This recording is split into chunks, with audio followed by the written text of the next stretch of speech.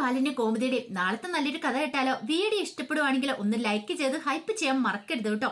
അങ്ങനെ നമ്മൾ കാണുന്ന ഒടുവില് അനുമോളെ സന്തോഷിപ്പിക്കാൻ വേണ്ടിയിട്ട് സഹോദരന്മാരും നാത്തുമാരും കൂടെ തീരുമാനിച്ചു. അങ്ങനെ അവരെല്ലാരും കൂടെ അനുമോളെ വിളിച്ചുകൊണ്ട് പോയി പുറത്തുപോയി അടിച്ചു പൊളിക്കുന്നുണ്ട് അന്നത്തെ ഒരു ദിവസം. കാരണം അനുവിന് നല്ല ടെൻഷൻ ഉണ്ടെന്നുള്ള കാര്യം അവർക്കൊക്കെ അറിയാം. അനുവിന്റെ ആ ടെൻഷൻ മാറ്റാൻ വേണ്ടിയിട്ടാണ് ഇങ്ങനെയൊക്കെ ചെയ്യുന്നത്. അലോക് പുറത്തിറങ്ങി കഴിഞ്ഞിട്ടുണ്ട് എന്താവും എങ്ങനെയാവും എന്നൊരു ചിന്തയും കാര്യങ്ങളൊക്കെ ആയിരുന്നു അവരുടെ മനസ്സിൽ. ഇതൊന്നും പക്ഷെ ബാലിനൊട്ട് അറിയുന്നുണ്ടായിരുന്നില്ല. ബാലിന്റെ വിചാരം എന്താ, ആകാശ് കടയിലുണ്ടെന്നൊക്കെ ഓർത്താ ഇരുന്നത്. ബാലിന് ഇഷ്ടമുള്ള കാര്യങ്ങളൊന്നും അല്ല ഇങ്ങനെ ജോലി ചെയ്യണ സമയത്ത് ഇങ്ങനെ കറങ്ങി നടക്കാന്ന് പറഞ്ഞിട്ടുണ്ടെങ്കിൽ അത് സഹിക്കാൻ പറ്റുന്നില്ല അപ്പുറമായിരുന്നു. ഇതേ സമയത്ത് വക്കീലിനെ കാണാൻ പോയിട്ട് അനന്തം വീട്ടിലേക്ക് വരുവാണ്. അനന്തനെ കണ്ടു കഴിഞ്ഞപ്പോഴത്തേനും അച്ഛനും ഓടിച്ചെന്നു. എന്നിട്ട് ചോദിച്ചു, എന്തായി അനന്തേട്ടാ? രാമഭദ്രൻ വക്കീൽ എന്തു പറഞ്ഞു? അലോകിന്റെ കാര്യത്തില് അവന് ജാമ്യം കിട്ടുവോ, എങ്ങനെ എന്താന്നൊക്കെ ചോദിച്ചു. അത് കേട്ടപ്പോ അനന്തം പറഞ്ഞു, അതെ കുറച്ച് ബുദ്ധിമുട്ടാന്നാ പറഞ്ഞേ. ബുദ്ധിമുട്ടോ? അതെന്താ ഏട്ടനെന്താ ഇങ്ങനെയൊക്കെ പറയണേ? അതെ കേസ് അത്ര സ്ട്രോങ് ആന്നാ പറയണത്. അവനെ പെട്ടെന്നൊന്നും പുറത്തിറക്കാൻ പറ്റുമെന്ന് തോന്നില്ല എന്ന് പറഞ്ഞു. അത് കേട്ട് കഴിഞ്ഞപ്പോൾ അച്യുതന്റെ സങ്കടവും ദേഷ്യമായി. അപ്പോഴേക്കും ധർമ്മനും ഇന്ദിരാമ്മ എല്ലാരും കൂടെ അങ്ങോട്ട് വന്നു. ധർമ്മം പറഞ്ഞു, അല്ല എന്തേട്ടാ നമുക്ക് പുറത്തിറക്കാൻ പറ്റില്ലേ? വക്കീലിനോട് കാര്യങ്ങളൊക്കെ പറഞ്ഞില്ലേ എന്ന് ചോദിച്ചു. പറഞ്ഞിട്ടൊന്നും കാര്യമില്ല ധർമ്മ, കാരണം ഇത് സ്ത്രീ പീഡനമാണ്. അനുവിനെ തട്ടിക്കൊണ്ടുപോയി പീഡിപ്പിച്ചെന്നാണ് പരാതി കൊടുത്തിരിക്കുന്നത്. അത്ര സ്ട്രോങ് ആയിട്ടുള്ള കേസാ. പോരാത്തിന് ജഡ്ജി മൊഴി രേഖപ്പെടുത്തുകയും ചെയ്തിട്ടുണ്ട്. അപ്പൊ ഇനി അത്ര പെട്ടെന്നൊന്നും അവനെ പുറത്തിറക്കാൻ പറ്റുമെന്ന് തോന്നില്ല. വക്കീലിനോട് ഞാൻ കാര്യങ്ങൾ പറഞ്ഞിട്ടുണ്ട്. പക്ഷെ എങ്കില് വക്കീല് പറയുന്ന ഇനിയിപ്പോ ഈ പരാതി പിൻവലിക്കുവാണെങ്കിൽ കുഴപ്പമില്ല. പരാതി നിലനിൽക്കുന്നിടത്തോളം കാലം ഇനി വേറൊന്നും പെട്ടെന്ന് ചെയ്യാൻ പറ്റില്ലെന്നൊക്കെയാ പറയണേ. അതെല്ലാം കേട്ടപ്പോ വല്ലാത്തൊരു സങ്കടമായി കൃഷ്ണമംഗലത്തുള്ളവർക്ക്. ധർമ്മനെ നോക്കിക്കൊണ്ട് അച്യുതൻ പറഞ്ഞു, ഇപ്പൊ നിനക്ക് സമാധാനമല്ല, നീ എന്തൊക്കെയാ പറഞ്ഞോണ്ടിരുന്നേ? ദേവമംഗലത്തുള്ളവര് നല്ലവരാണ്, അങ്ങനെ എങ്ങനെയാന്നൊക്കെ കണ്ടില്ലേടാ എന്റെ മോനെ അകത്താക്കിയിരിക്കുന്നേ. ജാമ്യം പോലും കിട്ടാത്ത വകുപ്പ് ചേർത്ത് അവനെ അകത്താക്കിയിരിക്കുന്നേ. അനന്തേട്ടാ ഇനി എനിക്ക് ഒരു കോംപ്രമൈസും ഇല്ല. അനന്തേട്ടൻ പറഞ്ഞുകൊണ്ടാ ഇത്രയും നാളെ ഞാൻ ഒന്നിനും പോവാതിരുന്നേ. പക്ഷെ എന്റെ മോനെ അകത്താക്കിയവരെ ഞാൻ വെറുതെ വിടത്തില്ല എന്ന് പറഞ്ഞു. ഈ അച്യുതൻ ആരാന്ന് അവരറിയാൻ പോന്നുള്ളൂ. അങ്ങനെ കട്ട കലിപ്പും കാര്യങ്ങളൊക്കെ ആയിരുന്നു അച്യുതന്. അനന്തനും മനസ്സിലായി. കാരണം ഇത്രയും നാളുവാണെങ്കിൽ അച്യുതൻ ഓരോന്നിങ്ങനെ ചെയ്യാൻ പോകുന്ന സമയത്ത് അനന്തൻ പറയും, വേണ്ടടാ വെറുതെ നമ്മളായിട്ടൊരു പ്രശ്നം ഉണ്ടാക്കണ്ടെന്നൊക്കെ. പക്ഷെ ഇപ്പോഴനന്തൻ എന്തീ പറയണമെന്നുള്ള ഒരു മറുപടി ഉണ്ടായിരുന്നില്ല. അങ്ങനെ വൈകുന്നേരം ആയി കഴിഞ്ഞപ്പോഴത്തേനും അനു എല്ലാവരും കൂടെ അങ്ങനെ വീട്ടിലേക്ക് മടങ്ങി വരുന്നുണ്ട്. കുറച്ച് കഴിഞ്ഞപ്പോഴത്തേനുമാണ് ശ്രീദേവി കടയിൽ നിന്ന് വരുന്നത്. അങ്ങനെ ശ്രീദേവിയും കടയിൽ നിന്ന് വന്ന് കടയിലെ കണക്കുകളും കാര്യങ്ങളൊക്കെ നോക്കിക്കൊണ്ടിരിക്കുക. ആ സമയത്ത് ഒന്നും അല്ലാത്ത മട്ടിൽ അവിടെ വന്ന് ആനന്ദം നോക്കിയിരിക്കുകയാണ്. ആനന്ദം നോക്കി ശ്രീദേവി കണക്കുകളൊക്കെ കൂട്ടി നോക്കുന്നേ, പൈസ കണക്കുകളൊക്കെ എഴുതി വെക്കുന്നേ. പക്ഷെ ഇവള് കണക്കുകളൊക്കെ നോക്കുന്ന കണ്ടിട്ട് ഇവള് പണം എടുക്കുമെന്ന് തോന്നുന്നില്ല. പക്ഷെ എന്നാലും ആ പണം എവിടെ പോയി കാണും, ഒരു ഐഡിയയും കിട്ടുന്നില്ല. ഒരു കാര്യം ഉറപ്പാ, ആ പണം മോഷ്ടിച്ച് ഇവള് തന്നെയായിരിക്കും. ഇവള് നന്നായിട്ട് അഭിനയിക്കുന്നവളാണല്ലോ. ഇവളല്ലാതെ വേറെ ആരും എടുക്കത്തില്ല, അല്ലെങ്കിൽ ഇവളുടെ അച്ഛന്. പക്ഷെ ഇവളെ തനിക്ക് നല്ല സംശയം. ഈ സമയം ശ്രീദേവി ഇതൊന്നും ചിന്തിക്കുന്നുണ്ടായിരുന്നില്ല. ശ്രീദേവിയുടെ മനസ്സിൽ കടയിലെ കണക്കുകളും കാര്യങ്ങളൊക്കെ ആയിരുന്നു. പക്ഷെ ഉദയഭാനുവിന് ഭയങ്കര വിഷമായിരുന്നു അന്നത്തെ ദിവസം. ഉദയഭാനു വീട്ടിലേക്ക് എന്ന് കഴിഞ്ഞപ്പോൾ ശ്രീകല ചോദിച്ചു, എന്താ മനുഷ്യ നിങ്ങളുടെ മുഖം എന്താ വല്ലായിരിക്കണേ? എന്ത് പറയാനാ എൻ്റെ ശ്രീകലെ, ഒരു ലോട്ടറി അടിച്ചാ, പക്ഷെ അത് പോയെന്ന് പറഞ്ഞു. ലോട്ടറി അടിച്ചിട്ട് പോയോ? കയ്യിൽ നിന്ന് ലോട്ടറി അടിച്ച് പോയെന്ന് പറഞ്ഞു. നീക്ക് എന്താ മനുഷ്യ, എന്ത് പറ്റി?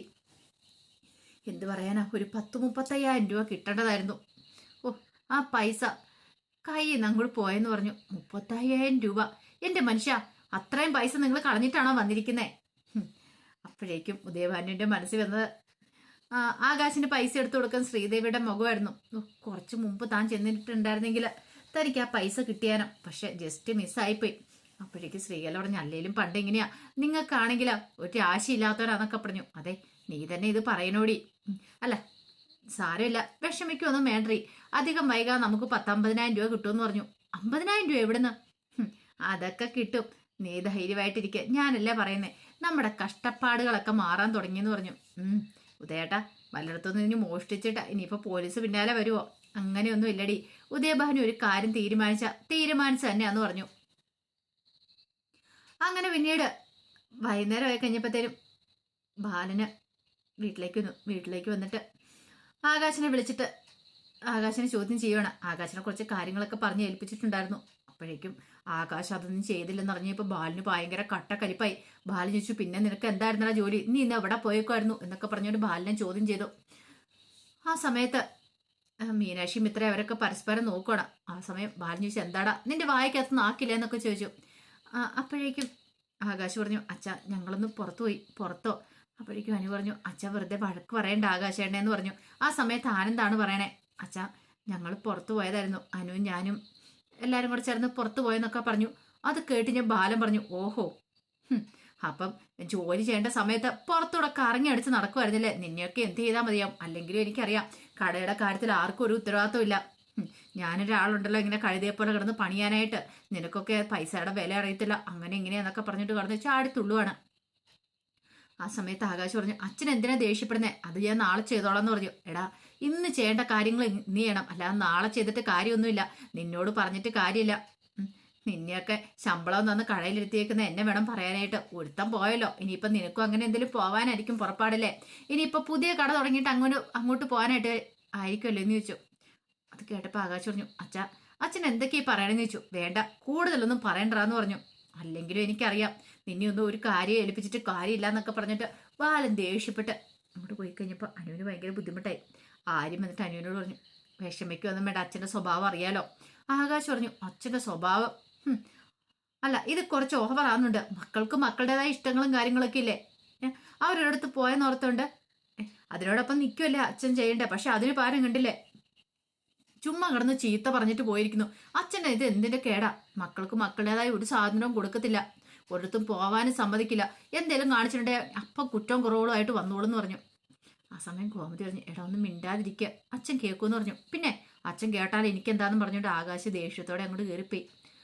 അനുവിന് ഭയങ്കര സങ്കടമായിപ്പോയി. അപ്പോഴേക്കും ആര്യം പോയി അനുവിനെ ആശ്വസിപ്പിച്ചു, നീ എന്തിനാ സങ്കടപ്പെടുന്നേ, നമ്മളിന്ന് അടിച്ചു പൊളിച്ചല്ലേ, നീ ഒന്നും ഓർത്ത് വിഷമിക്കണ്ട, പോയി കിടന്ന് ഉറങ്ങാൻ നോക്കാനൊക്കെ പറഞ്ഞു. ആര്യനും മുറിയിലേക്ക് പോയി. കുറച്ച് കഴിഞ്ഞപ്പം മീനാക്ഷി മുറിയിലേക്ക് വരുമ്പോഴത്തേനും ആകാശാണെങ്കിൽ ദേഷ്യത്തോടെ ഇരിക്കുക. മീനാക്ഷി എന്തു പറ്റി, എന്ത് പറ്റാനായിട്ടാ, അച്ഛൻ്റെ സ്വഭാവം കണ്ടില്ലേ, അതെങ്ങനെയാ, എനിക്ക് ആ കടയിൽ നിന്നൊരു മോചനമില്ല. എങ്ങാനും ഒന്ന് പുറത്തേക്ക് പോയിട്ട് 100 ചോദ്യങ്ങളാ, എവിടെ പോയി, എന്തിനു പോയി, ഇതൊക്കെയാ ഞാൻ പറയണേ. വേറൊരു കട തുടങ്ങാന്ന്, മീനാക്ഷി സ്റ്റോഴ്സ് തുടങ്ങാന്ന്, അതെങ്ങനെയാ, അപ്പൊ അതിന് നീ സമ്മതിക്കത്തുമില്ല. ആ സർട്ടിഫിക്കറ്റ് ഒന്ന് തരുമായിരുന്നെങ്കിൽ എനിക്ക് തുടങ്ങായിരുന്നു. പക്ഷെ ആകാശ് ഇത്ര ടെൻഷൻ അടിക്കേണ്ട കാര്യമൊന്നുമില്ല. പിന്നെ ടെൻഷൻ അടിക്കേണ്ട പോലും ഇപ്പൊ സ്വന്തം കടയാണെങ്കിൽ എനിക്ക് ഇങ്ങനെ കണക്ക് ബോധിപ്പിക്കേണ്ട വരുമായിരുന്നോ. ഇപ്പൊ തന്നെ കണ്ടില്ലേ 100 ചോദ്യങ്ങളാ, മക്കൾക്ക് ഒരു സ്വാതന്ത്ര്യവും കൊടുക്കാത്ത ഒരു അച്ഛന്. പക്ഷെ എൻ്റെ മനസ്സിൽ ഇങ്ങനെയൊന്നുമല്ല. അത് കേട്ടപ്പോൾ മീനാക്ഷിക്ക് ചിരി വന്നു. മീനാക്ഷി പറഞ്ഞു, അത് പിന്നെ അച്ഛനെ ഓരോ കാര്യങ്ങൾ പറഞ്ഞ് ഏൽപ്പിച്ചായിരുന്നല്ലോ, അതുകൊണ്ട്. പിന്നെ എന്നും പറഞ്ഞുകൊണ്ട് പെട്ടെന്നൊരു അവസ്ഥ വന്നു കഴിയുമ്പോൾ നമ്മൾ അതുമായിട്ട് പൊരുത്തപ്പെട്ട് പോകണ്ടേ. ഇപ്പം ആര്യം പറഞ്ഞു, അനുവിന് വല്ലാത്തൊരു മൂഡ് ഓഫ് ഒരു വയ്യായി എന്ന് പറഞ്ഞോണ്ടല്ലേ, അനുവിൻ്റെ സഹോദരനല്ലേ ഞാൻ, അപ്പം എനിക്കും ഇല്ലേ ചില ഉത്തരവാദിത്തങ്ങളെന്ന് ചോദിച്ചു. മീനാക്ഷി പറഞ്ഞു, അതൊക്കെ ശരിയാ, എന്ത് ശരിയാന്ന്, അല്ലെങ്കിലും ആരും എന്നോടൊപ്പം നിൽക്കത്തില്ല എന്നൊക്കെ പറഞ്ഞുകൊണ്ട് ആകാശ് ഇങ്ങനെ ഓരോന്ന് പറയണം. അത് കേട്ടപ്പോൾ മീനാക്ഷി പറഞ്ഞു, എന്ന് ആര് പറഞ്ഞു, ഞാൻ പറഞ്ഞു. അതെ ഇനി അതങ്ങനെ പറയൊന്നും വേണ്ട, ഞങ്ങളെല്ലാവരും ഉണ്ടായിരുന്നല്ലോ കൂടെ, പിന്നെ എന്തിനാ ഇത്ര ടെൻഷൻ അടിക്കണം എന്നൊക്കെ ചോദിച്ചു. സത്യമാണോ എന്ന് ചോദിച്ചു മീനുവിനോട്. എന്നോടൊപ്പം നിൽക്കുമോ, പിന്നല്ലാതെ. അത് കേട്ടപ്പോൾ ആകാശം മീനുവിനോട് നോക്കി, എങ്കിൽ വാ നമുക്ക് കിടക്കാന്ന് പറഞ്ഞു. കിടക്കാനാ, പിന്നല്ലാതെ, ദേ നല്ല തണുപ്പൊക്കെയുള്ള ദിവസം അങ്ങോട്ട് വരാൻ പറഞ്ഞു. അപ്പോഴേക്കും മീനു ഒന്ന് നോക്കിയിട്ട് പറഞ്ഞു, അതെ പൂതി അങ്ങോട്ട് മനസ്സിൽ വെച്ചാൽ മതി, മര്യാദയ്ക്ക് കയറി കിടന്നോളാൻ പറഞ്ഞു. ആകാശം മീനു എന്നും പറഞ്ഞ് വിളിക്കുക. ദേ മര്യാദയ്ക്ക് കിടന്നു ആകാശം എന്നും പറഞ്ഞുകൊണ്ട് മീനു ദേഷ്യപ്പെട്ടു. ഈ സമയത്ത് അനുവിന് കിടന്നിട്ട് ഉറക്കം വരുന്നുണ്ടായിരുന്നില്ല. രാത്രി കഴിഞ്ഞപ്പോൾ അനുവിന് ഭയങ്കര ടെൻഷനായി. ദൈവമേ, ആലോകിനെ ജയിലിലാക്കിയതിൻ്റെ പേരിൽ ഇനി എന്തൊക്കെ പ്രശ്നം ഉണ്ടാവുമെന്ന് അറിയത്തില്ല. കൃഷ്ണമംഗലംകാരും ദേവമംഗലംകാരും തമ്മിൽ ഇനി വീണ്ടും ശത്രുതയിലായിട്ടുണ്ടെങ്കിൽ അത് താൻ കാരണമാണല്ലോ എന്നൊരു ചിന്ത പണ്ട് അച്ഛനും അമ്മയൊക്കെ പറഞ്ഞ ആലോകിനെ കുറിച്ചൊക്കെ. എന്നാൽ താനിത് കേൾക്കുമായിരുന്നെങ്കിൽ ഇന്ന് ഇങ്ങനെയൊന്നും സംഭവിക്കത്തില്ലായിരുന്നു എന്നൊരു ചിന്തയും കൂടെ അനുവിൻ്റെ മനസ്സിലുണ്ടാകുന്നുണ്ട്. എന്തെങ്കിലും ഒരു പോംവഴി കണ്ടെത്തണം എന്നൊക്കെയായിരുന്നു ചിന്തകൾ. ഒരു പക്ഷേ ഈ കേസ് കൊടുത്ത തന്നെ അബദ്ധമായിപ്പോയി. പക്ഷെ എന്ത് ചെയ്യാനാ, അച്ഛനൊരു കാര്യം പറഞ്ഞിട്ടുണ്ടെങ്കിൽ അതനുസരിക്കാതിരിക്കാൻ പറ്റത്തില്ലല്ലോ.